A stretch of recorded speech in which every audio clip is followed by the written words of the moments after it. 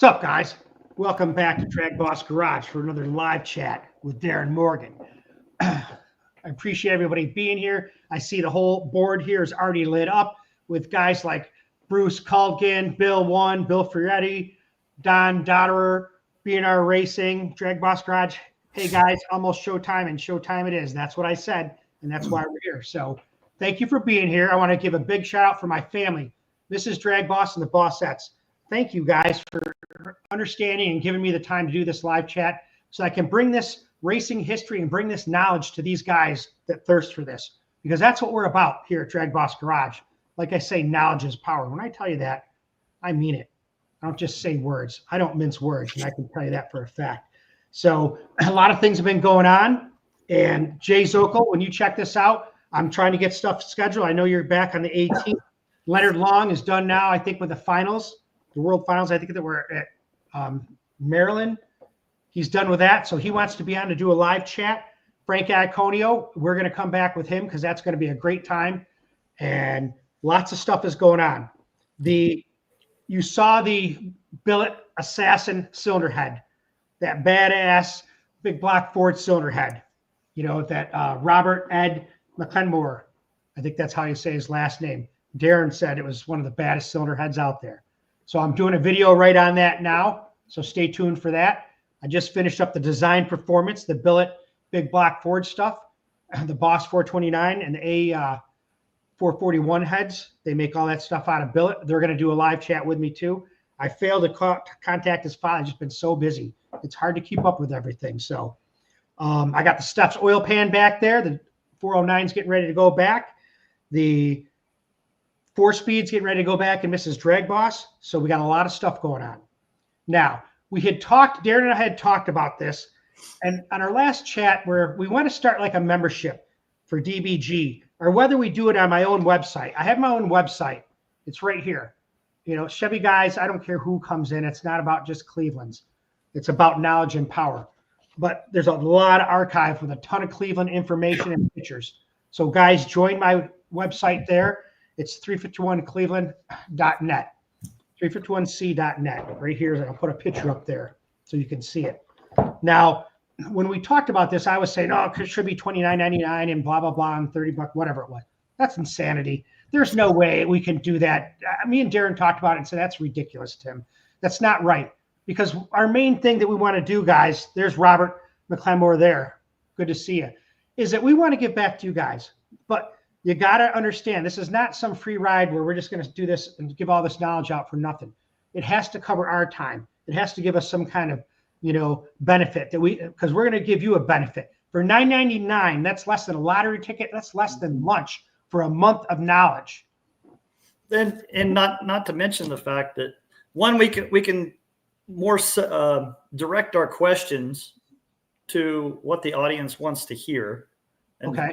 So if we have 10 people asking us the same question, well, we can put something together that's more comprehensive that can answer that question a heck of a lot better than we can do here. You know, and a lot of the questions I get here are off the cuff. Well, I'm not a person that does math in my head. So I have to sit. If I'm going to analyze an engine combination and tell you exactly what should be done, I got to analyze the whole thing. Right. And that takes, you know, a couple of hours. So this way I could do all that and we can bring you a more comprehensive breakdown of these questions and answer them more precisely. I mean, are you actually talking like doing a consultation service too? Something separate. You could actually do I was thinking about that. And if you guys comment about it. Yeah. It's something that, you know, I'm going to do it. And I don't want it. I'm not in there to make $1 million. I just want to cover the cost of the stuff that we're doing. You know, $9.99. I'll send you a sticker. Those are coming in. Some merch. I'm gonna get my own merch. It's already printed. Actually, it's on a slow boat from China. Believe it or not. And once all this stuff starts to go, this is where I'm going. You know, I'm no big guy. I'm not asking to be, you know, all these guys with 100,000. I don't care about subscribers. People hate it when you're gonna subscribe and like I don't care about that stuff. You either like it or you don't. I'm for that. There have been 4 people who have asked me to do what you and I are about to do. And those people wanted to charge anywhere from like $50 to $100. That's insane. You have to make it to where I would rather have 10 people that pay $10 than one guy that pay 100. Right. It's And more it's going to people. be an information bank, man. This is not something where what you do is, however we do it, it's getting there. You get a code, you click a link, you go in, you come into the DBG membership room, private viewing. In there, you have organized playlists where if you want to go through, start Darin's head series from the beginning, you start with lecture 1. You want to listen about short turns, you want to hear about porting techniques, whatever. Valve design.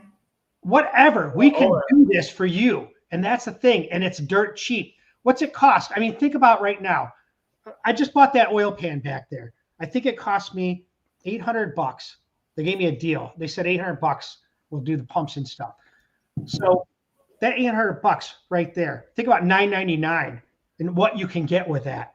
That's one part. We're talking about head work. You want to know about a cam? What do you think about this cam, Darin, if we put it in with this, this, and this? So just keep that in mind, man. We got 60 guys out there. So what we're going to do is kind of give you an example of what we would do if this was like the private viewing session, we're going to say. You know, however members that sign up, let's say there's 61 now, whose ever questions that we decided to do or who we're going to pool, we'd email you. Sometimes there's going to be a communication back and forth because communication is key. I can tell you one thing. You guys make a comment down here. I answer every one of them if I see it, almost every one of them. And it takes hours and hours. You figure about it. 100 comments, a minute piece, 2 minutes. So, but that's and the more people we have too, and the questions themselves, although some of them aren't exactly pointed and a little bit superficial, everybody asks the same question. A lot of people ask the same question. So with that, it's like, what size valve should be in this bore? Well, I can make a whole presentation on what valve, what angles, all that stuff, and break it down to give people some clear, concise, simple rules to make those judgment calls. So basically that $10 a month could save you thousands. Right. And then we're not talking about you get one question for 10. We're talking about for that money, I would like to do at least one live chat a month, maybe 2. I'd like to do at least a couple topics that he presents, whether we talk about Cleveland, whatever. You know, not everybody's a Cleveland fan, and I get that. And I don't care about that. I don't care what you like. It's all the same stuff. You know, you're welcome to my channel. You start being a dick, you're done. I don't play that game, and that's simple. You're banned. So we work like that. That's what we got to do. And you'll get I'm telling you, you'll get your money's worth. So let's enough of the talk about that. You guys chew on that for a while. Now it went from 61 to 76. So that's a lot of people. Let me show you what I got a question for. Now, guys, I get so many questions. I try to write them down and answer them or take pictures or whatever for Darin. And believe me, we're just busy and we do the best we can. And that's why we want this membership, because then you're talking the ultimate service right there. So a guy named Sean Stanzawski messaged me. He says, Tim, I've been trying to get this question answered for so long. You know, can you please do it for me? I'll be on an airplane at this point in time, so I won't be able to get there to ask the question. And I said, listen, you know what? We're kind of thinking about doing a membership, so let's try your question. So let's start doing it. So here's what he said. He's doing it. He races at Milan Raceway in Michigan. Okay, they have a huge naturally aspirated class, and it's called Motor City Muscle. That's the name of the class. And basically it's limited. It's to a 4150 carb and a 9-inch slick. Now, Darin and I kind of looked at the rules a little bit, and it's like a big block was a 3,300 pounds about. What was the size of the engine again? He's got an A-headed 560 cubic inch big block Ford. That's what he's thinking about building. And he's limited to what carburetor size? 4150. Okay. Okay. So here, I'll tell you what he says. How do you make or carry power in the higher RPM in a 4150 carb limited class engine? Well, I would like to just answer it simply like you can't. Okay. But you can Band-Aid and manipulate the system to carry it out a little further. Now, and, you know, NASCAR went to restrictor plates because it was such a hard ceiling restriction. I mean, if you have X amount of air, you can only make X amount of power. Right. Period. So, and the problem with carb restricted or restrictor plate classes is the induction system design changes completely. Everything, cross-sectional area, length, taper, everything is different. And in each case, whether it's a small block Ford or Chevy, a NASCAR engine, a lot of times increasing the volume of the manifold, plenum volume, and runner cross-sectional area. And this is counterintuitive too. You would think if you're what the okay, so there must be some kind of technical difficulty going on. So, well, Sean, here's what we're going to do. Darin's going to, hopefully something comes back on here. It's probably just a Wi-Fi thing. But basically, hopefully he's coming back here. This is kind of tripping me out. And, well, I don't know where he is. But anyways, let's keep going because I got faith in the system and we're okay. So it's kind of a dry spot here because I'm caught off. I didn't expect this to happen. But anyway, so let's look at some questions and see. Hey, here's a guy right now from Australia. And it's good to see you, my friend. Very good to see you. Sean. Now, he's a headquarter in Australia. So it's pretty cool to get guys from all over the world that want to be here and listen to us talk. And fooled you. There it is. Believe all that you see. So we had to pull that in. We'll see if that works. See if I can get any humor out of that. I didn't expect that at all.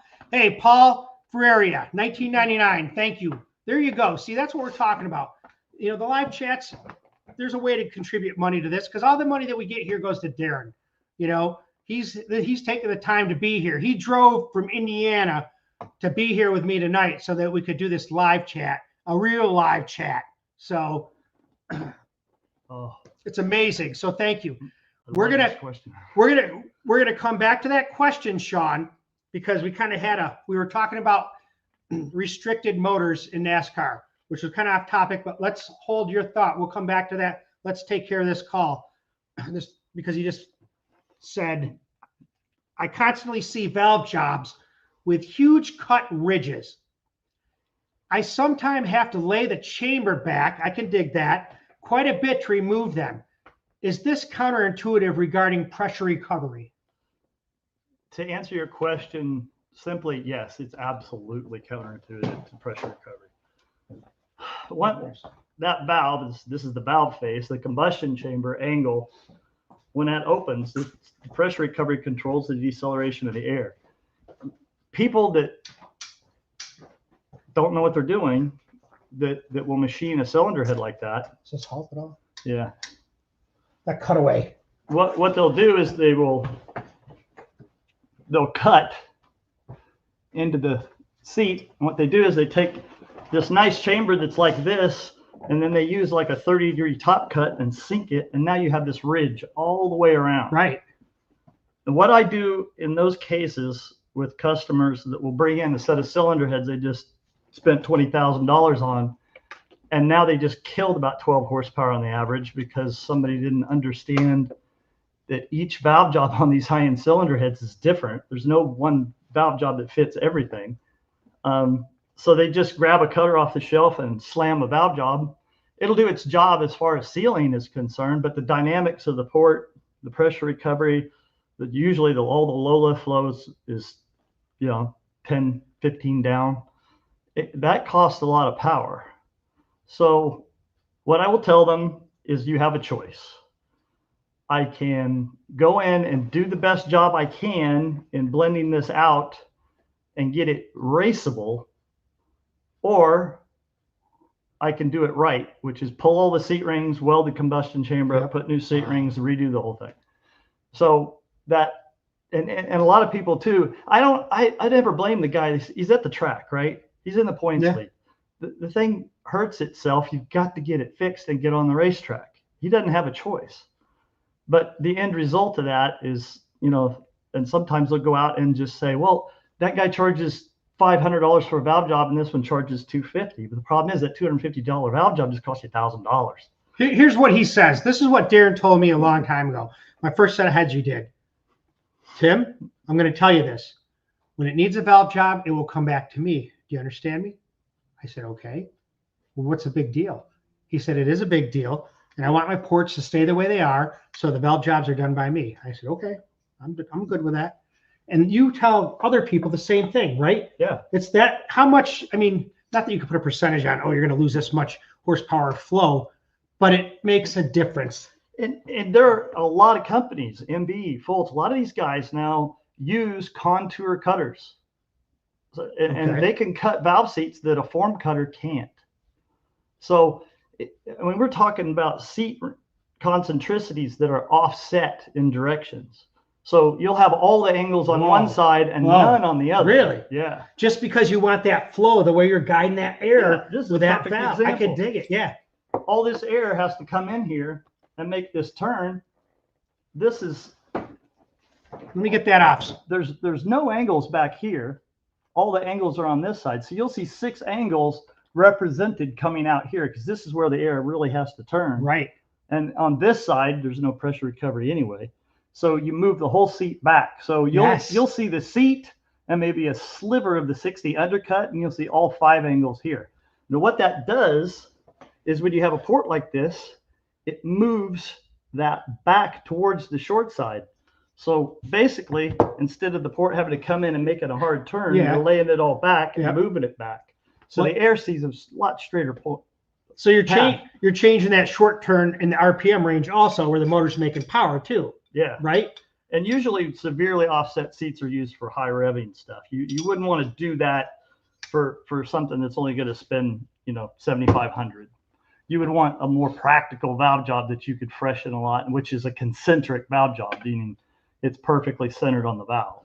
Only cylinder heads that you're trying to squeeze the RPMs, the engine speeds up to you, start laying that back and offsetting everything and making that flow path straighter. But you see what I'm saying? I mean, that question right there, I mean, that answer, that makes a big difference for that guy. If you have a valve job and they leave a ridge in there, they don't understand what they're doing. They don't. Because as a matter of fact, I was just at APD. I was looking at all their carb stuff. I was on my way up here. I thought, stop off there. Looked at all their carb stuff, their carb manufacturing. Awesome place, by the way. And they had a cylinder head exactly the way you're describing. This was a set of $20,000 cylinder heads. And he was appalled. And I said, I get appalled like that at least 4 or 5 times a year. Isn't that crazy? Yeah. It's just not knowing any better. And like I said, if a set of heads come in from a manufacturer and I know them and I don't have the form cutter, I don't have the ability to program into the contour machine exactly what they have, send it back to them. I don't want to touch it. I'll screw it up. Right. I mean, everything is on the ragged edge. It's on the edge. I mean, look at it this way. You could take a throat, blending that throat, that venturi right underneath there. I'll spend hours doing that to remove the last 5 to 8 thousandths of an inch. Not per side, that's total. To blend this thing, I'll blend it, I'll puff it, I'll blend it, I'll puff it. And I'll get that venturi shape just right to where it does exactly what I want. You change one angle on there, and that flow curve is going to be skewed. I mean, we're talking like thousandths of an inch. You're tuning, you're tuning a venturi and a valve. But Jesus Christ, I mean, think about that. Cuts on the valve, everything's tuned up to flow at maximum efficiency at every single lift increment. So one angle change is going to skew that curve somewhere. But think about this. Now pound that bastard against that seat. How many million? Bam! I mean, think about that. How does it maintain those angles, Well, with the heat and the pressure, and you start putting it all together. It's dynamic as hell. It depends, 1. And 2, of course, you're going to beat the seats out eventually. I mean, you're going to have to freshen it up. Yeah. And some guys will say, God dang, Why is it $1,200 to do a valve job on these heads and it's $250 on the others? Well, the ones that take $1,000 take a couple of days. The valve seat's completely offset. They're on kill, meaning they're on the edge of disaster. If I go 5 to 8 thousandths bigger on the throat, it'll lose 10 foot-pounds of torque like that. That takes a great deal of finesse. So a lot of times what I'll do is the initial cylinder head, the throat will be a tad small. Like on a Pro Stock deal, what you would do if you know that I need the throat at a maximum 91.8% of that valve to get right in that area.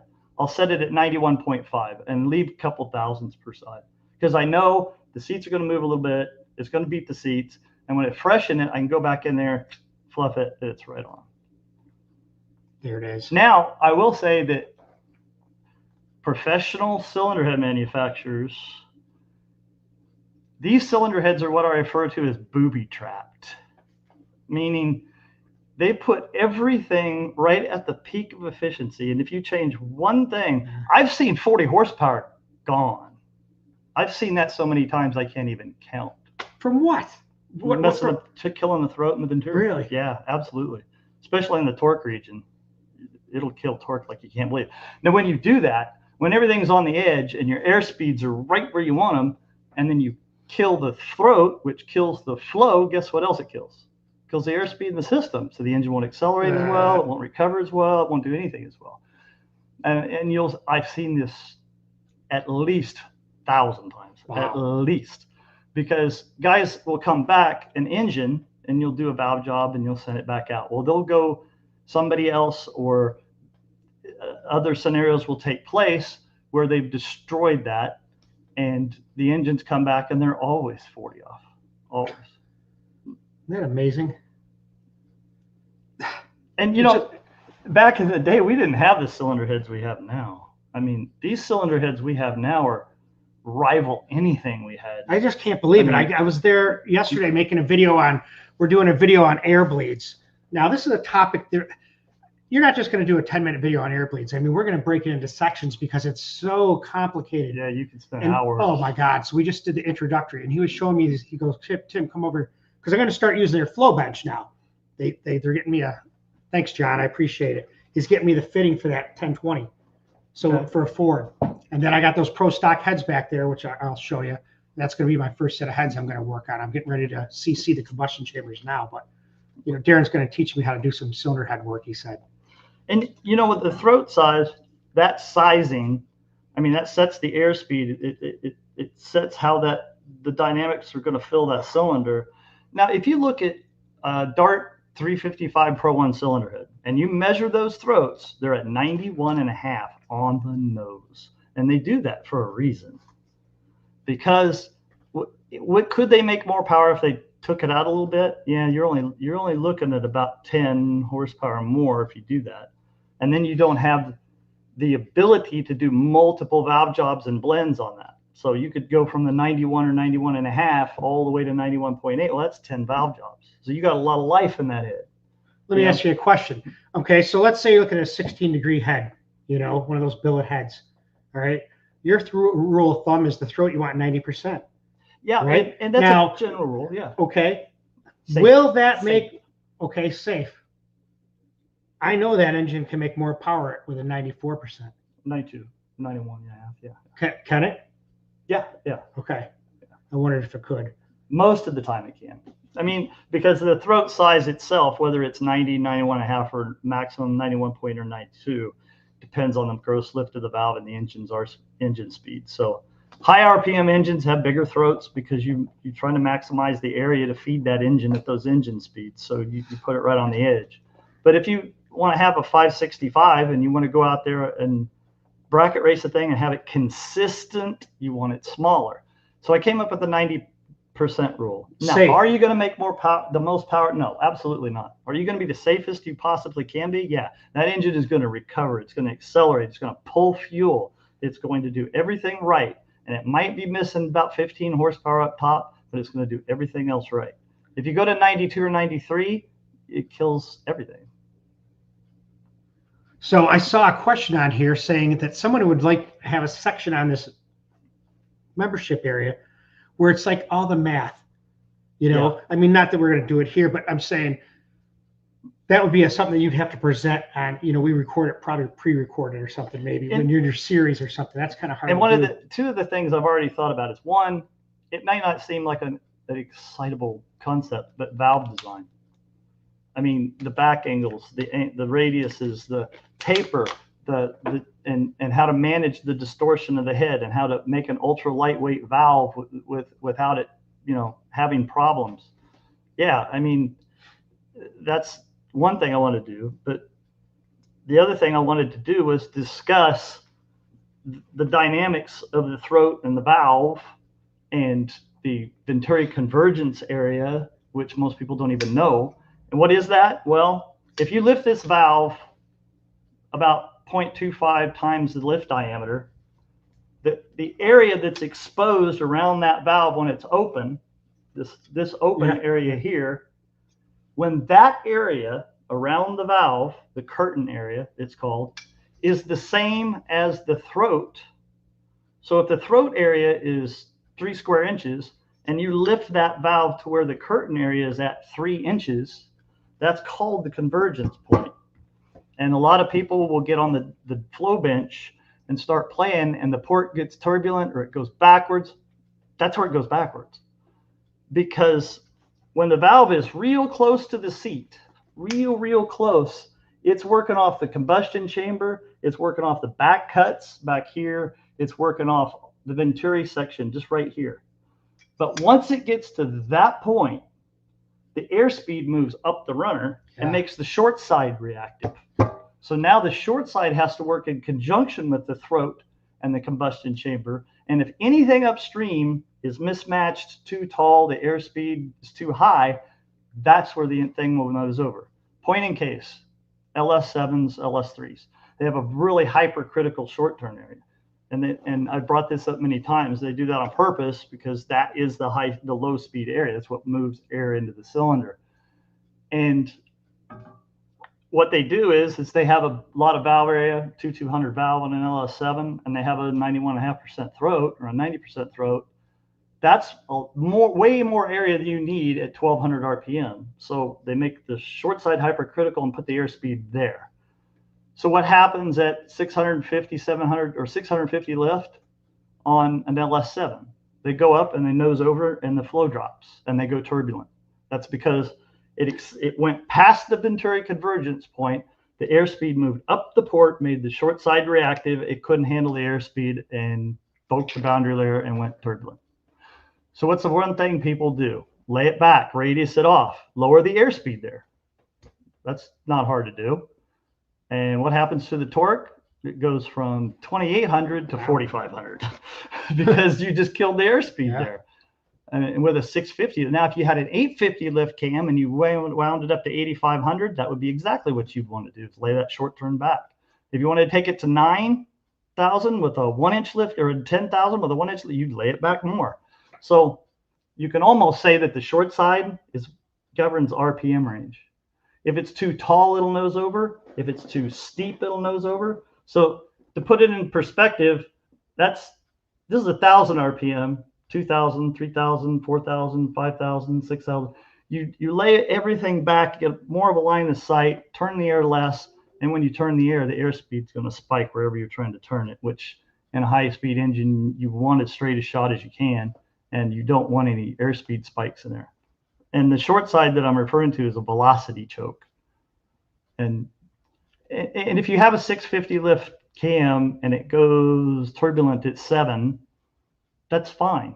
It's actually advantageous to do that, because when you bring the short side up, what happens to the low lift flow numbers from 1 to 6? They skyrocket. They jump up because you're turning the air real hard at low air speeds. The short side's abrupt.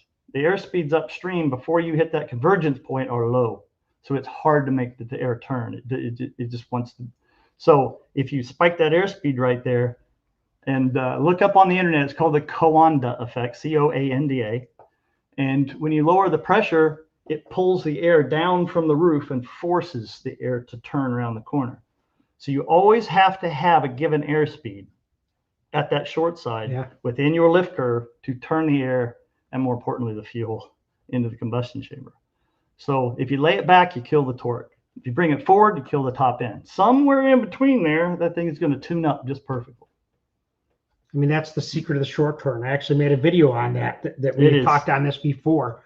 And look how you explain that, though. It's like I had to sit there and just shut up because I wanted to hear it again.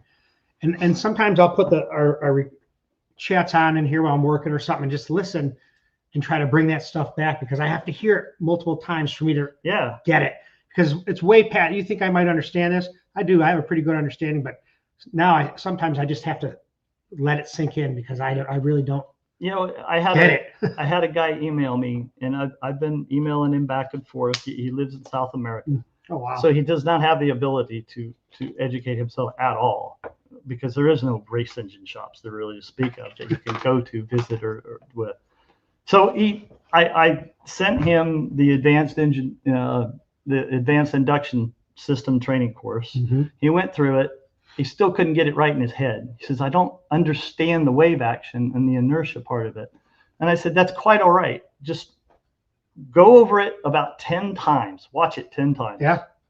I said, because it took me 10 years to get it straight in my head. It took me a decade before I felt comfortable enough to understand what was going on dynamically in that system. 10 years? 10 years. I mean, I think it'd be like, it took me an hour. Before I was comfortable enough to try and explain it. Dang, man. And it took me 25 years to actually even consider myself to be a professional in this field. Well, here's what they say. Let's go through some of these things. I got another question to answer, and then we'll kind of finish those 2 questions. But this is, you guys, there's 150 people here. Now you know what you're getting into. All righty, and I love that. Let me see. Here's one for you. Tim, you don't need a teleprompter. Hell no, I don't. I'll figure it out. I just kind of was like shocked that had a problem with the video. We both shoot from the hip. I love it. We don't practice this. Here's one for you. They don't make a 10, 20, 40, 150. Listen, I'm going to tell you something. Sean, when you watch this video, called out. You look right back over there. There's a carburetor over there from David Cook. It's 11, 20, 40, 150. Maybe that guy, Sean, wants to buy it when we finish his question. There are some really heavily modified 4150s that'll flow an amazing amount of air. Here's what I'll tell you. Here's the secret. And this is what I'm going to tell that guy because I have the carburetor he needs. The problem with carburetors are you have a 4150 and you have a 4500. We're going to stick basic. Okay? You can only go up so many CFM with a 4150. Right, Darin? Of course. Yeah, pretty much. Well, then you have to switch to the bigger throttle body in the 4500. Wrong. Now what you do is you put the twin blade in it. This is APD's newest carburetor that comes out. So it's a twin blade carburetor, and it's the juncture between the 4150 and the Dominator with still the 4150 body. I think he told me it flows 12 something.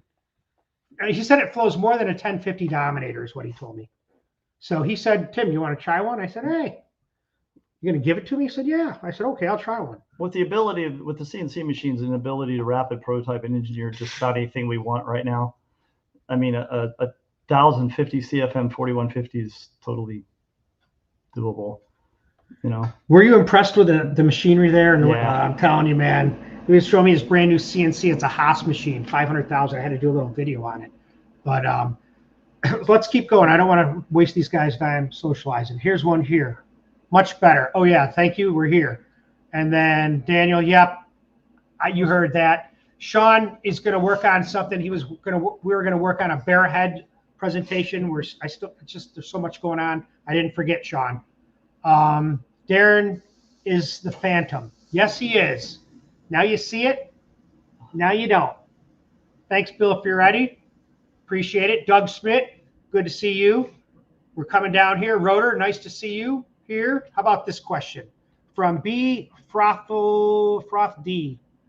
How thin can I run the spring pocket area in my factory Gen 2 LT1 heads if I want to raise the roof up? Okay. On LT and like LS cylinder heads, the same scenario. Usually what I will do, some people approach it a little bit differently, but what I will do is try to keep as much wing in front of the guide for stability. And what that will allow you to do is make each side thinner. So instead of just taking all that roof material out, you need some structural support. So you leave as much front wing in there, and that is a strut to help support that spring seat. So don't wipe all that out. And just kind of contour it. Smooth it out. And on each side of that, now this is also depends on how accurately you can measure this. Because a lot of the scissor gauges that you can measure with, I have a set of Starrett's that are about $1,000. And these things have huge pinchers at them, and they're accurate to within less than 1/1000th of an inch, and they come to almost a pinpoint tip. So I can get in there and measure those things extremely accurately. And with my accurate measurement, I will run them no thinner than 8. Now, if you have some big, wide tips and you're not able to get in there, just shoot for 100 and call it good. You ain't going to pick up that much difference taking it out. No. Yes, it was a cool move. We had it planned. Now, here's a good one. George Dreesh, how do you donate or send money? Here's what I'm going to tell you. If you're a YouTube member, you're on here, you're logged in, you can always push the super chat money and donate money like that. You can always go ahead and send any donations if you want to for Darin to thpagmail.com at PayPal. You could always do that. We're trying to figure that out. You know, all this kind of credit card business, we just want to make it simple for guys, you know. But yeah, if you want to donate, the best, easiest way is a super chat. And whatever you guys put on here, it tells me, and then I hook Darin up. So let's see what it says here. It says, George, click on the dollar icon, wherever that is. If you're watching the thing, you know it's on the right-hand side down here where you subscribe and stuff. Let's see what else. George, there should be a dollar type image on the right of the screen where you can type a message. Thanks. Yep. On the phone, now they're talking about other stuff. Here's one here. So Mike Cranston donated $50 in New Zealand money. So I don't know what that means. We're appreciate it. Darin appreciates it. So his question is, thanks, Darin. Question, in relation to, I think that's mean cross-sectional area, are you using same formula for boosted, supercharged as NA, given the air is compressed? Also, larger cross-sectional area on the exhaust while still aiming for best velocity. This is an awesome question. So let's keep this as, you know what I mean? You want to answer, but okay, we might email him if we have to. It depends on what type of supercharging you're using. If it's a turbo and you are running gasoline, same fuel, the cross-sectional area, the average, the mean cross-sectional area, as well as the localized velocities do not change in the intake port. And I always describe it this way, and I'll explain why here in a little bit. But an NA engine, that airspeed in that system, whatever cylinder head would make the most power on an NA engine will make the most power on a turbo application in its exact form. No valve change, no cross-sectional area change, no exhaust change, no exit speed, nothing. If the inlet temperature is and the pressure ratios are Stable. even. Yeah. There's a lot of caveats here. But given one to the other on a turbo gasoline burning engine, there's no need to change anything except put an Inconel exhaust valve in there and make sure you have beryllium or copper alloy seats to withstand the heat. And the guides and the exhaust need to be either stainless or tough matte. And I don't know if anybody here knows about tough matte guides. If you don't know about them, please go to CHE and research them because they are bulletproof and they don't wear. They're awesome for turbo applications and nitrous applications too. You can stick a lot, you can stick 2 inches out in the port, it won't harm the guide at all. Used to use stainless steel with liners and those were a big pain. So what the question people ask me is like, that doesn't make sense. Because and intuitively it doesn't make sense. Because you're packing more air in there, the airspeed's going to go up, right? Nope, it doesn't. I know that's really hard to Yeah, wrap but your arm. how can It's it not? really hard. How can it not? Well, CFM is cubic feet per minute. Right. It's not a density measurement.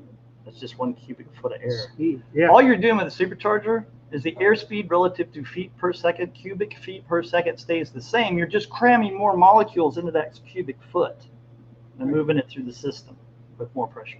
That's all you're doing. So the airspeed does change a little bit, but nowhere near what people think it does. Now, Yeah, I think if you have a velocity choke, it'll make it twice as bad.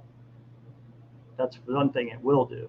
If you have anything in the system, like breaking the boundary off the short side, or having, after, like I said, once it passes the Venturi convergence point, if it goes turbulent, all those things are compounded with a turbo.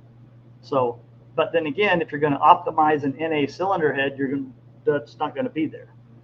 And I will say this: supercharging does not. If you give a guy a supercharger, you can make a lot of power. right. If you give a guy a supercharger that knows how to build power with an NA engine, he will wipe the track with you. Really. Yeah, and he'll make 400 horsepower. I mean, these are the things that I know guys are on here going saying, I'm like, wait a minute, it doesn't change anything. I know it's so hard to. Now, if you run an alcohol, that's a little different. Well, because of the molecule. A lot of times, depending on the volume of alcohol, it's 2.4 times. You have more fuel mass. The charge density goes way up. And, well, with your boost, temperatures usually go up, but alcohol is not as sensitive to temperature. There are a lot of caveats here, depending on the combination. But usually, if you're running alcohol, yeah, the cross-sectional area does need to be bigger. The runners need to be shorter because the harmonics, the wave speed, the airspeed sonic is 1,065 instead of 1,100 in an alcohol. So that's why if you take, I know I'm getting off track here. No, that's all right. I just listen. If you take a system that's optimized for NA gasoline and you just put an alcohol carburetor on there, the whole power band drops 600 RPM immediately. Okay. Because you've increased the charge density, so it gets harder to move that charge through the runner. Where's that energy going to come from? But you're picking up torque too, though, right? Oh yeah, So massive amount of torque. yeah. So and alcohol is really good for bracket racing. The fact that weather changes don't affect it. You know, the air fuel ratio can be 1-2 ratios either way. It's still going to run the same. It's really forgiving. But on an NA gasoline engine, you're not going to make over 1.65 foot-pounds per cubic inch, if ever.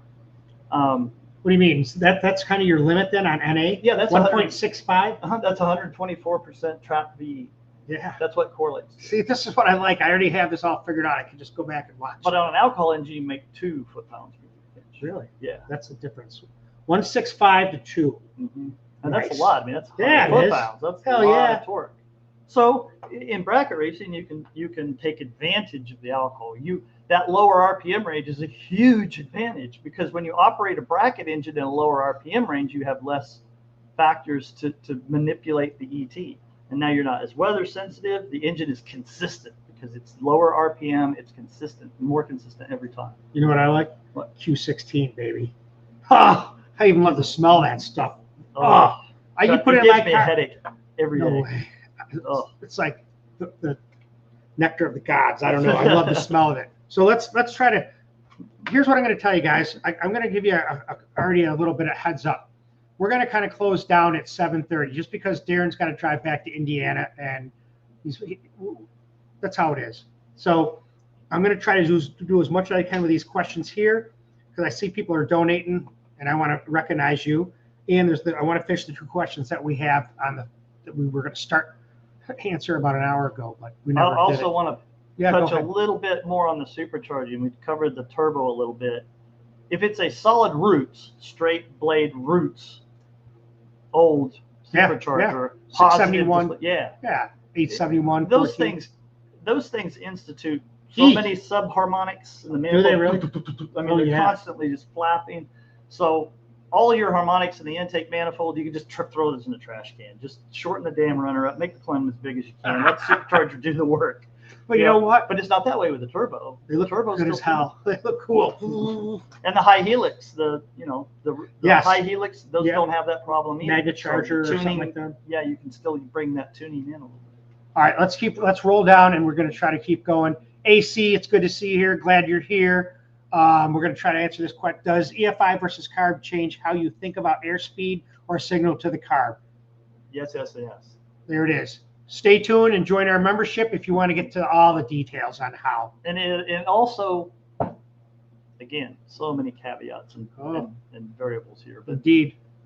Where you put that injector is going to dictate some too. If you put it up in the plenum where you're going to make most power and kill the reactiveness, meaning throttle reactiveness in the system, but to gain that charge density. But that's, if you can go online and look at some Formula One stuff where the trumpets come out and the injector's right there at the opening of the trumpet, and they do that because that fuel coming out of there has latent heat of vaporization. It cools the charge way down immediately, making it more dense. And you're introducing the fuel all the way up that column, which also increases that density. So it's a lot more easier to get the engine speed up and get the DE up, the volumetric efficiency, because the density of that charge is directly proportional to the inertia ram effect trying to fill the cylinder. Well, you also got to take into consideration the mass density of the column of air has its own weight also. It has its own inertia, right, along with that speed. So the plenum injector makes more power than if it was direct injection into the no, you can make a lot more power that way.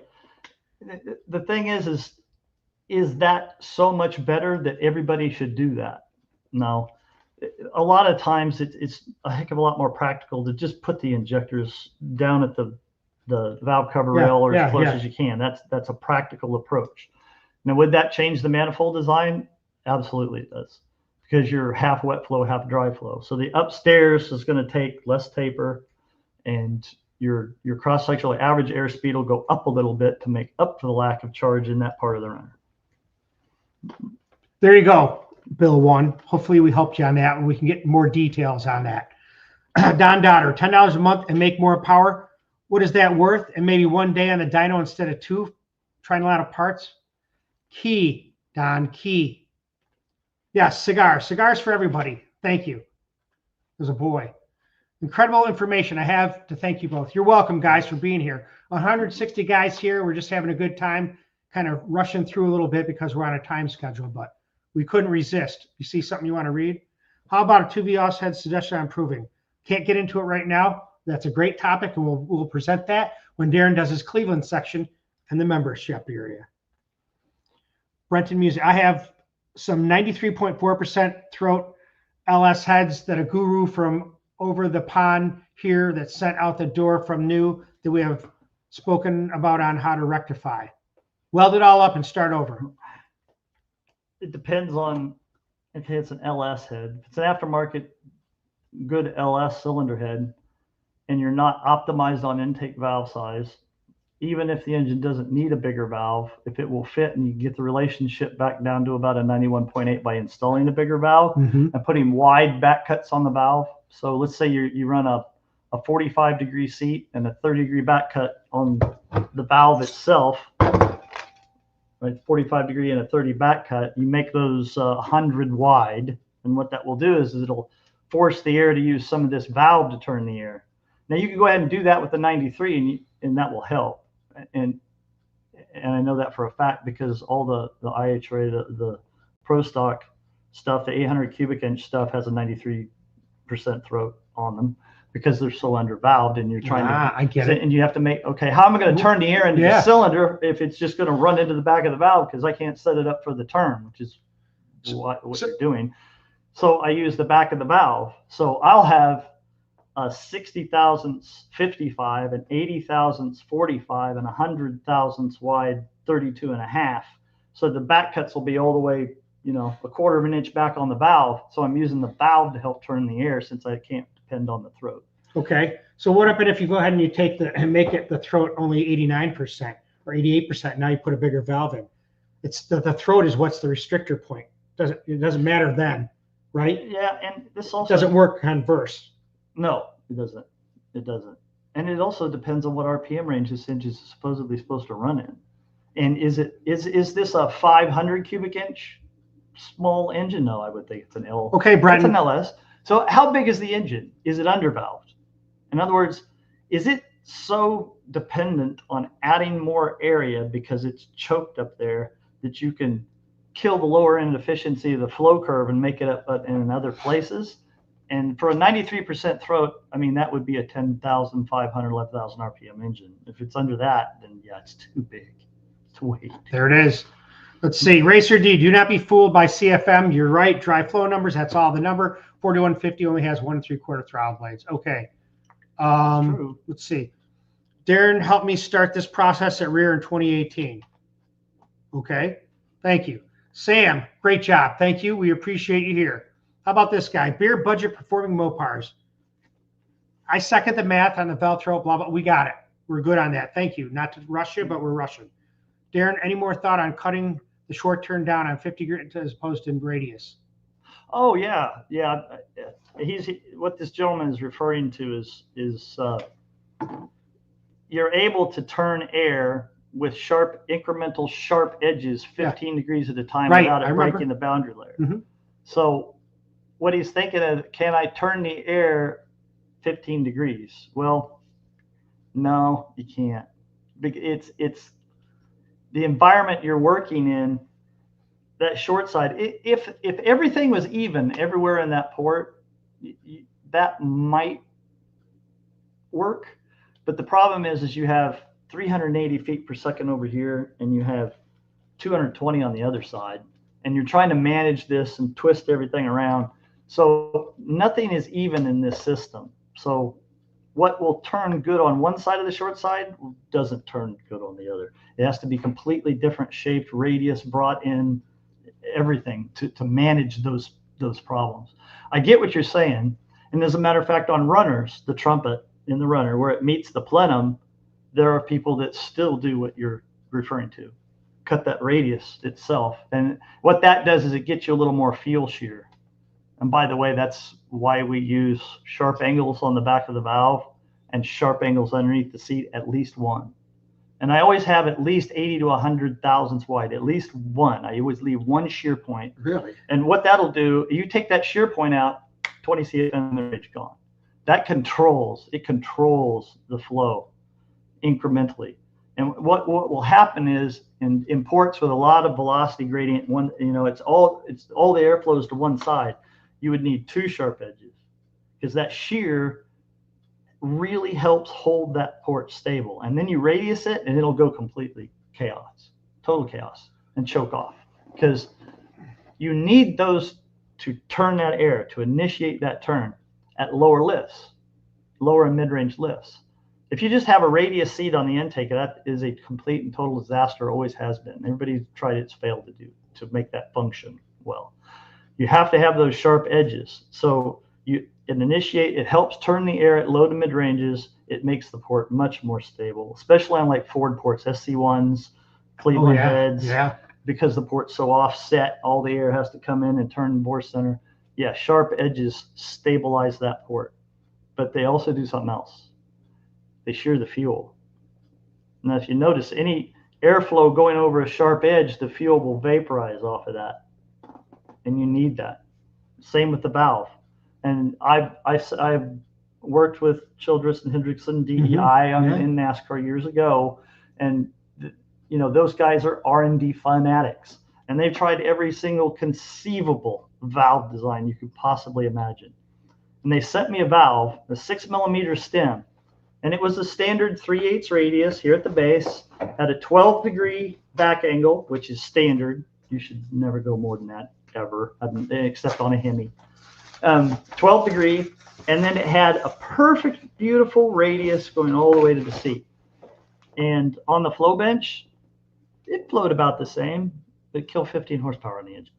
It was a disaster. That is unbelievable. Yeah, these are so ever seen that? Yeah. Anybody wants to see what the internal of a Pro Stock hollow stem, hollow head looks like. $1,100 a piece. Yeah. So listen, hopefully everyone's getting their things that they want to hear, and we're trying to get to everything. Eric McMahon, that's a super sticker, $20.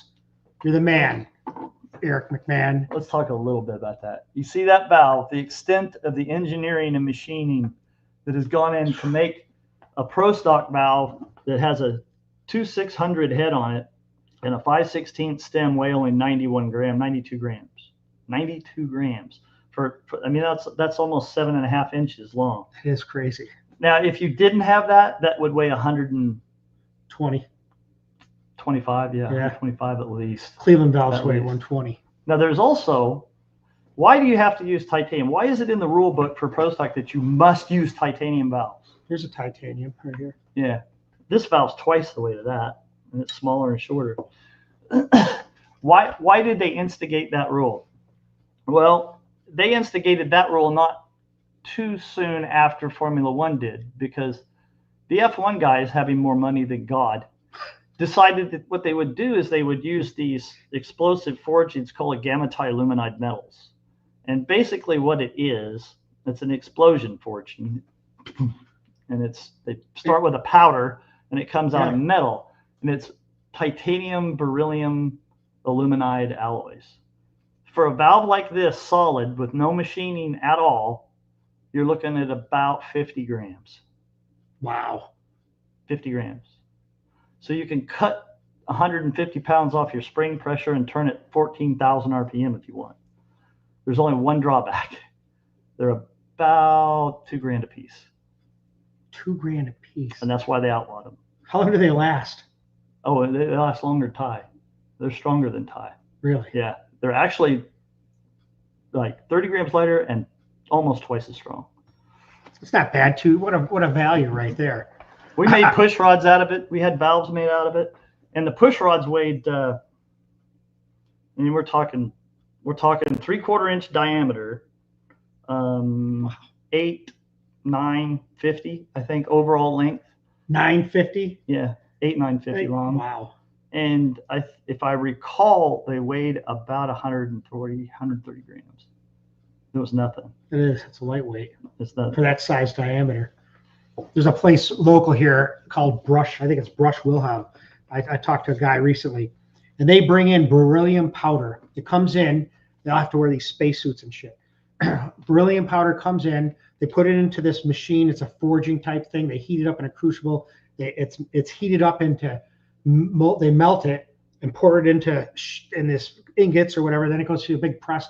They make sheets of beryllium, copper, whatever. I don't know, with all the metals in it. They make different sections, little tiny squares, probably like the size of a valve. They probably make the stuff for the valve seat. You know, it's all toxic and stuff. They got to test it. It's crazy. There's so many alloys of beryllium out there. It's amazing. Thank you, Ryan Carmichael, $9.99. You're the man, brother. Thank you. I appreciate that. Sean from Australia, down under, inline inductions. When developing a bowl shape, size, and volume, do you use a set calculation, or is it completely port architectural dependent? I personally map airspeeds for even distribution over set volumes. Cheers. Cheers, my friend. Thank you, mate. There are some basic rules that I go off of. First, I have to know what's the engine speed, because that's going to determine, you know, the attack angle of the port itself. Do I have to have a bowl that's straight up and down, or do I have to start leaning all this stuff back? And the size itself is really almost uniform across a wide variety of two valve heads. I do it a certain way, and everybody else does it pretty much the same way, maybe with a little twist here and there. But the bowl itself, I put the maximum bowl width at the apex of the short turn. That's where the bowl itself is the widest, because that's the area that needs to slow down the most. Now, the bowl width, if you were just straight down from the guide, would be about 95, 98%, up to 100% of the valve diameter. But back at the short side, it's 105 to 106. If you measured across it, it would be 105% of the valve diameter. So it's wider than the valve there, as it should be, because that's a real high-speed area to manage, and you make it as wide. I make it as wide as I possibly can without instilling in more gradient and managing the airspeed to turn the air efficiently at whatever engine speed we're designing the port for. So he does a lot of the 6-cylinder port work, a lot of head porting in Australia. I was talking to him again about, you know, do you think this would be feasible? Is $9.99 too much? He said, not at all. He said that's so reasonable, it's not even funny. And that's why we came up with that, after you and I talked about it. Yeah. It's awesome. So here's where we're at. Time-wise, it's 7 o'clock. We have a half hour. Let me go back through here. I want to make sure anybody that gave some money, I want to make sure we got to your question first. I want to do these two guys and we'll finish up unless you see something there. Okay. So the guy had talked, Sean asked about that question on that big block Ford. We talked about the carburetor size, 560 big block Ford, 1100 CFM, 4150, 1.75 throttle blade, 8,000 RPM at the stripe. So I don't know if you can make any other recommendations because he really wants to know what carb. I'm going to tell him that APD, give him that option. What do you think? Read it. Yeah, read it. So I appreciate all the feedback. Let's see. While he's looking at that question, let's see what we got here. Darin may have missed it in the past, but can you let us know when and how you're interested in cars, especially? You know what? That's a great question, Bill, but we're going to have to hold that one for now because I've never even done a lot. We should do a live chat on him on just his history. Where the hell did Darin Morgan come from? That's key right there, man. You never did that before, did you? What? Like this. We never talked about it. No. Good, right there. There's our next episode. Well, one of them. Regarding the 4150 carburetor. Oh, yeah. A lot of this is going to depend on your rules. Because when you say 4150, are you dictated like in NHRA Superstock where the Venturi is calculated, where the booster area is calculated, where the throttle bore is calculated? I think it's just bolt on. And that spiff, or is it just, it's a 4150 part number and everything's cool? Right. Because if it's a 4150 part number and everything's cool, do you do anything you want to it? Just so long as a 4150 body, you can gain 50 horsepower pretty easily with that. I mean, just send it to a good carb guy with modifications. But if you're limited on Venturi size, you're pretty much screwed because that's the restriction and you're not going to get any more air past that. And which is why when they had restrictor plates in NASCAR, they had, and I'm not telling you to do this, I'm just saying that they got around the rules by instituting controlled leaks. Right. I've heard that. Yeah. So if you had a PCV valve in the manifold and you had that to where you could open it and you were jetted properly at power, then that's going to 10 horsepower. And these guys went to extremes. I mean, they rifle drilled the bowl holes through the studs for more air. What they would do is leave the carb loose, so when they went into the corner, it would lift up and let air into the manifold. And they just ran the Richard dog shit and let it run. Really? Yeah. Well, because all they care about is after $4,000. That's where they're worried about, There was a plethora of ways that they did that. Aha, here's my mate, Pete Murray. Now, Pete Murray's a big head porter down there. I mean, this guy is an innovator. I'm telling you, I never seen the stuff he does. Now, he's doing a lot of 3D printing on stuff. Yeah, Murray, I mean, he made a whole freaking tunnel ram, carburetors that looked perfect, but they're miniature because we had talked about things are not really operational yet with that type of 3D printing and intakes yet. It's probably getting there, maybe. It's getting there. It's getting there. So what's Pete saying, mate? Darin, regards seat insert interlock. If we have an exhaust insert with more material than the intake, is it okay to machine the intake insert into the exhaust? Example, 2.22 intake, 2.228 insert, 1.62 exhaust valve, minus 1.78 insert. This is always a design question and requirement with any cylinder head, is this interlock. And it really depends on, if you're dealing with candid stuff, it actually makes it a little easier. If you're dealing with wedge stuff, you're set. How you interlock them and is crucial a lot of times, because most of these high-end cylinder heads have pushed the valve diameters out maximum. And in the real world, you should always have the valve seat at a minimum of 100 bigger than the valve. A minimum. That's where I put my minimum. because that's 50 thousandths per side. Because when you blow that throat out, you have to have register to hold that. And this happens all the time, still happens to me. I push things a little too far sometimes. And what happens is the register on one side will be too thin to support it. And if it gets too much heat and force, it'll collapse. Yeah. So you always have to be mindful of that. So you always need the valve seat 100. Sometimes you can't do that. Sometimes you push things so far that you're right on the edge. You're on the edge of, when you cut the intake seat, it goes into the exhaust seat. In other words, the seat on this is so big that this valve is seating on that seat ring, that you can't do that. Don't ever do that. That's a disaster. Always has been, always will be. But there's still instances where you have to do it. You're forced to do it.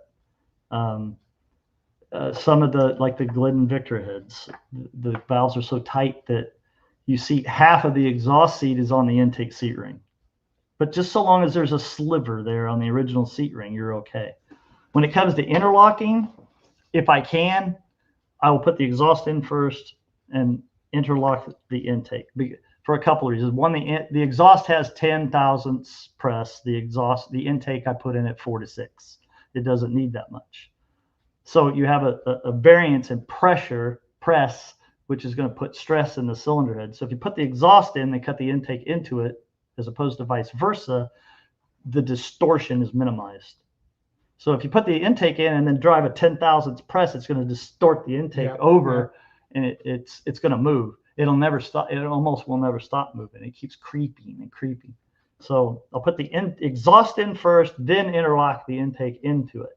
And the intake is thicker, bigger with less press, so the distortion is minimized as much as possible. Another thing I do is the depth of the seat. And in cases where you're pushing things to the outer limits, I will try, if at all possible, to use a 500 thousandths deep exhaust seat ring and cut into that with a 400 or 375 deep intake, leaving a ridge on the bottom. So the intake is planted on that ridge, holding the exhaust down. So the distortion in that area will be minimized a great amount. And it is stable. It won't creep because that intake is holding that sucker steady. So what you can do is if you do that, you're allowed to cut into the exhaust even more, because as you're cutting into it, it's getting thinner and thinner and thinner, and then you almost don't have enough register. But if you plant that seat on there, you can get away with running half of the exhaust seat in the intake seat ring. And that's how I do it. There you go, Pete Murray. Your question is answered. Now you'd probably even subscribe to our membership service too. You know, he would love it. I love to look at his work. I see it. It's like, I don't know. We could sit and talk all day about Pete Murray. But here's what another person had said about him. And it was kind of interesting. You ready, guys? Inline induction, Sean. Pete Murray is legend, end of story. And that's the truth, because Sean told me that was his mentor. So this is mentor talking to mentor. You know, this isn't some, you know, people that we don't know what they're talking about. Bingo, hence this. You know, and this is another reason we're getting headquarters on here. Cool. We know that guy, don't we? I know that guy. There you go. What's up, Chad? I've known You're Chad still since here. I was 18 years old. And I'll never forget the first time I saw Chad. I was working in my dad's shop. Yeah. And here comes this 18-year-old kid with a comp car, a competition limit. Yeah. I'm like, what the hell's going on? How do you afford that? How did he afford that? Just dedicated himself to it, and that's all he did. There it is. And now he's become one hell of a head porter. We should that set of heads that I set you back. I think there were 23-degree Ford heads or something. I did make a video on those. That company wants that video. I made a video showing it all. I'll show Darin what they look like later. But thank you, Chad, for being here and supporting us. And you know what? I'm going to touch just a little bit on mentors. Sure. When I grew up, the way I had to learn what I know, and believe me, I had so many advantages over most people. I mean, before the age of 35, I'd worked for 5 different pro stock teams, and that's all R&D. That's find me the power. I don't care how you do it. Go do it. Yeah. And what that will do is it puts you in a situation of sink or swim. But in my day, if I had to understand the metallurgy of something, if I had to understand the dynamics of anything, I had to drive to the library and read a whole bunch of books that didn't give me anywhere close to the answer. And they never had the books. So you had to go to the engineering library at the college and check out the books there. And they still didn't. There's no concise, clear, technical treatise on what we do here because it's so specialized and out of the norm. I mean, it doesn't fit into any engineering criteria, but there's so many different aspects of it. What I did is I got a membership to the SEA, Society of Automotive Engineers. Yeah. I looked up everything on what they call poppet valve technology. It goes all the way back to 1938. Okay.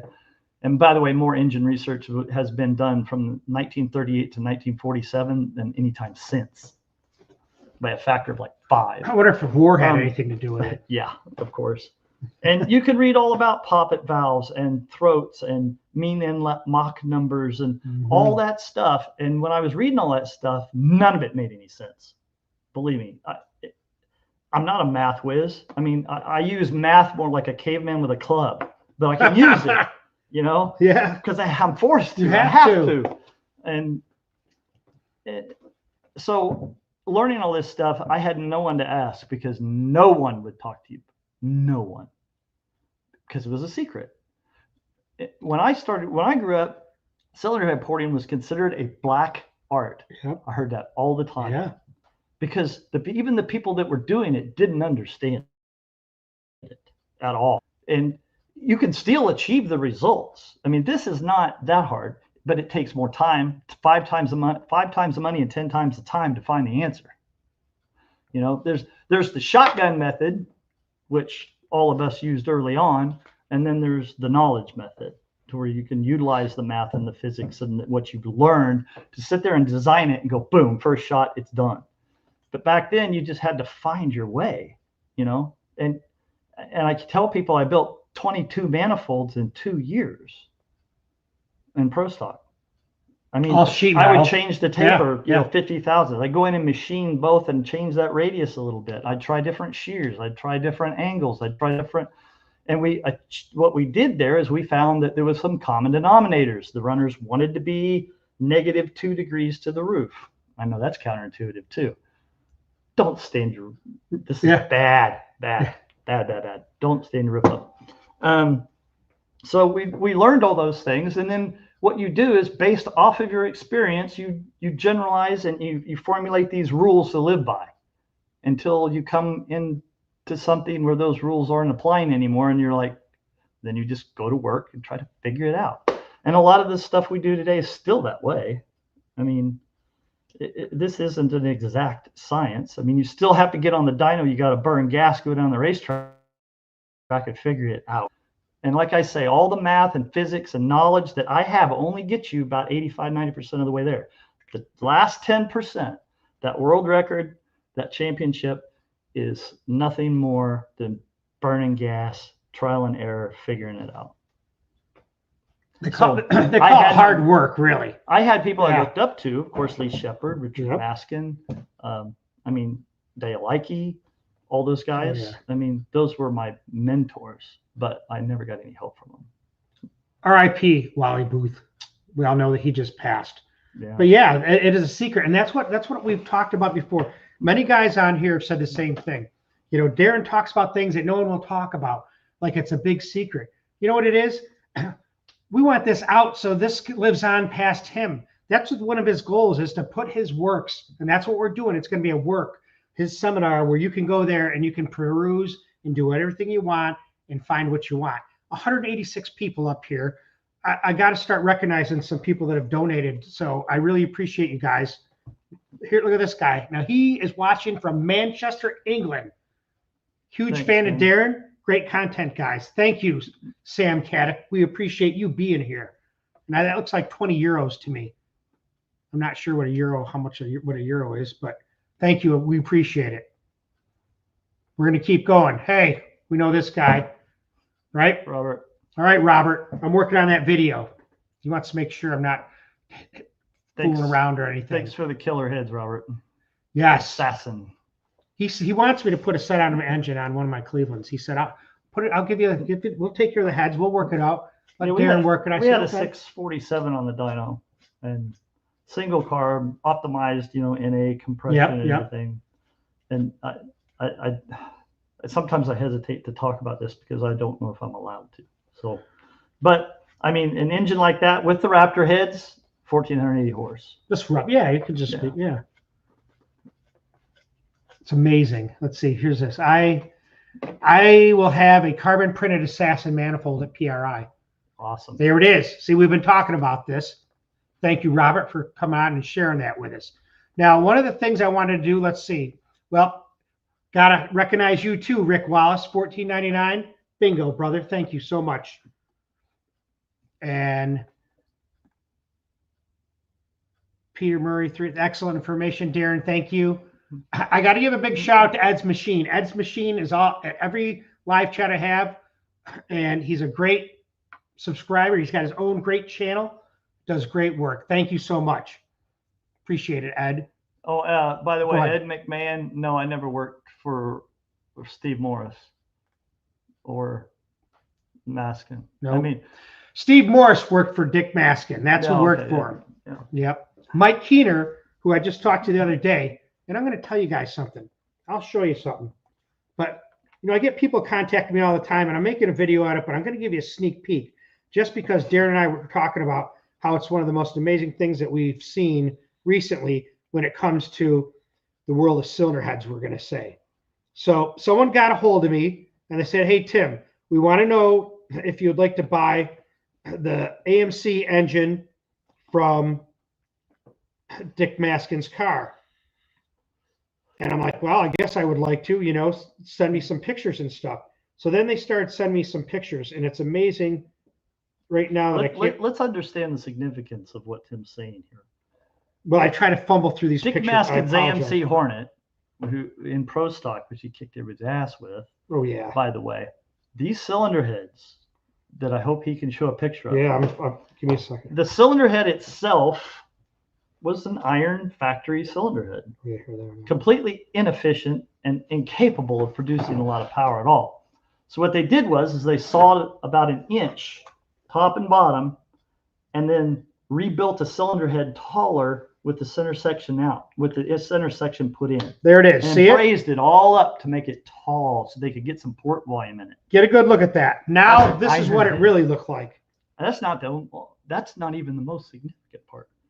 This is the first engine to ever utilize a sheet metal manifold. Dick Maskin was the first. Here's the first sheet metal manifold was on this cylinder head. Here's the head now. So you see that plate, just like out of Cleveland on the exhaust side, this one's on the intake side. So Maskin built that. Now the story goes like this, and these guys are probably going to be wondering what's going on. But they contacted me. They want me to buy the short block of the engine, and then the other guy's got the heads, and he wants me to have them. I don't know. I'm trying to get a hold of him. Here's the port plate off. So what you see there is the roof. It's hard to make up, but I'll make a video, but I'm just kind of giving you the sneak peek. But that's the roof of it. And then to put it all into perspective, we'll be done with this little section. That might be, there's the intake. Oh no, I had a tunnel ram. That's not it. But there's another picture. You can kind of see it. And that's how the plate goes. So we won't keep going into that because I'm going to make that video. And that's a top plate head. That's different from the one I was actually talking about. Oh, yeah. Really? Yeah. The other one, they literally sawed like 6 heads apart and then stuck an inch in the middle and then furnace brazed it all back together. I mean, that guy must have been a genius. He was such an innovator. Was and he you know really? what? The one thing about Maskin is not only would he do more than what it took, he knew how to do it. And he's the one that told me, if you're going to set world records and you're going to kick everybody's ass, there's only one way to do it, and that's do what they don't know how to do or what they're unwilling to do, which is leave your lights on 2 hours after they shut theirs off and do things they haven't even thought of yet. And back then, that was really wow. I mean, if you look at Glidden, he had Hemi heads. He had 150 CFM more than any big block Chevy ever could. He capitalized on that, It's amazing. with 5 pounds of rod in each head. I know because I'm the only one that ever welded a set. I only thought it was 10 pounds of welding rod. That is insane. Those heads would warp out. What you used to have to do is when you welded the exhaust, you'd weld, and then you'd go spray it with light hot water to take the temperature back down. Yep. And you want to spray the top of the cylinder head, because as you weld the head, the deck warps. So if you spray the top, it'll constrict and bring it back up. So instead of warping 300 thousandths, it'll only warp 200 thousandths. Oh yeah, just a little less work, you know. Let's see what this says. Chad, thanks Joel. Tim, the profiler comment was to tell Darin is 23. Cassie just made 775 torque, 915 power. Wow. And thanks for the forward back. I mean, you look at the technology, the heads that we have nowadays, guys, Jesus, I couldn't even dream of the efficiency levels. Couldn't even dream of the efficiency levels we have. A guy could just go in and buy and drop on an engine. And we had an engine, we had a set of Victor Glidden heads, an old engine. Yeah. I think the thing made like 940. And I mean, by the time we were done, we milled the heads. I completely reported the cylinder heads, which is not, you can't do a lot. The ports on those are way too tall. They won't wind up those because the short side's too tall. And by the way, just so you know, and I will do an in-depth discussion on this. If you exceed 60% of the valve diameter as your short side height, that engine will not wind up.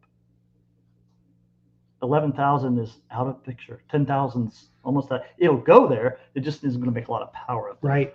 So, you know, you lay it back and bring it down just enough to get that airspeed where you need it. What damn topic was I on? I lost it. Well, I'll tell you the topic. Pete Murray, thanks right there for $10. We appreciate it. But we were talking about the heads, how good they are nowadays. How good they are. I mean, where back then I was lucky to hit 88% efficiency. You can buy heads now all day long. They're 92% efficient.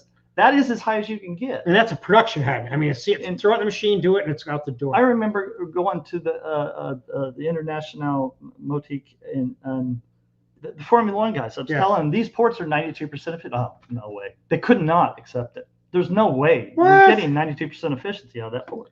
And then I told them the torque and power numbers, and they were like, oh, I guess you are. You know, you can buy those cylinder heads off the shelf now at that efficiency level. It just blows me away. Hey, Robert Nels, thank you, 1999. Graduate of Sam Tech. Thank you for taking the extra time and going to school. I've listened to every word you preach about cylinder heads. Big fan. Thank you for sharing your knowledge. It has helped me a bunch. You know what, Robert? Here's what I'm going to tell you. You tell the guys from Sam to get a hold of DragBoss Garage, and we'll see what we can do about hooking them up. If they're in school, we'll take care of them. Yeah, one of the things I like about Sam is the fact that they prep these guys and gals. You too. To do what, and we hired a lot of people from Sam at Rowe Morrison. I've had numerous headquarters that worked under me from Sam. Wow.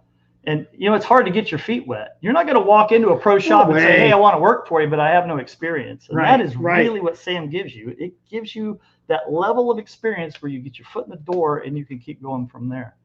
And the information super age that we're in, nobody would tell me anything when I was younger. And I had to do it all myself. And then I got to work for Pro Stock teams. So I got to absorb their knowledge, okay, and then expand on that.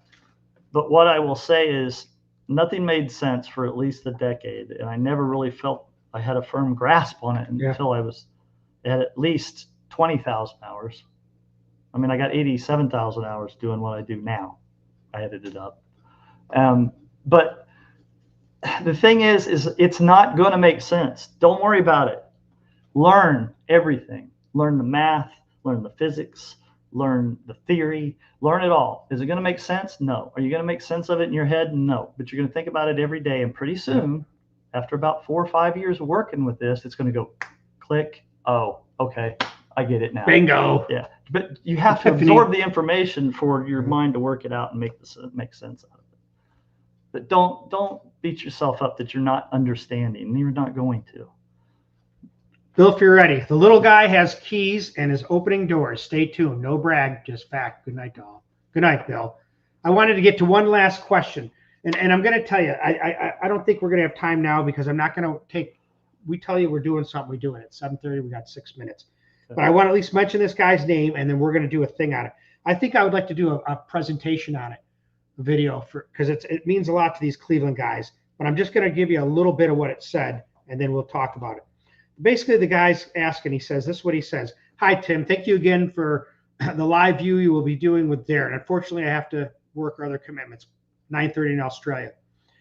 He messaged me. He'd like to know about the cloverleaf and intake manifold. It seems that there are different views from even some top-end knowledge build guys. So it's a cloudy area. Would you be able to ask? And he's got all these questions about that cloverleaf. Okay. So I want to answer that, Danny, but I'm going to do it in a better way than right now and try to get it in 3 minutes. That's not going to be good for you or the other guys. But we're going to do that. We're going to cover that. And to prep you for that, yeah, everything has its case. Okay. Whether that clover leaf is in there, the shape of that clover leaf depends on a lot of different factors.